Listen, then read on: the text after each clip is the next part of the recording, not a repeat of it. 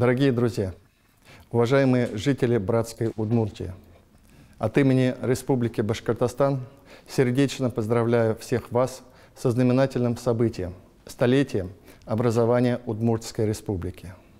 Такие важные юбилейные даты дают прекрасную возможность вспомнить имена выдающихся уроженцев Удмуртии, которые вписали яркие страницы в славную историю нашего Отечества.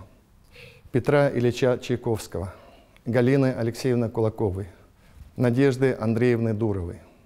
Весь мир знает имя Михаила Тимофеевича Калашникова. Его уникальная жизнь также неразрывно связана с Удмуртией. Замечательный фольклорный ансамбль «Бурановские бабушки» многие годы обогащает традиции самобытной музыкальной культуры. Сегодня Удмуртия – динамично развивающийся регион с высоким инновационным потенциалом. Республика достигла важных высот в экономике и социальной сфере, науке и образовании, а сложившееся на вашей земле межнациональное согласие укрепляет общественное единство в стране. Удмуртия всегда была нашим большим другом и надежным деловым партнером.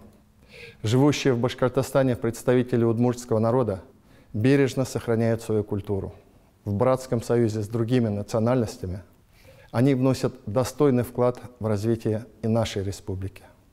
Башкирские творческие коллективы являются частыми, желанными гостями Удмуртии.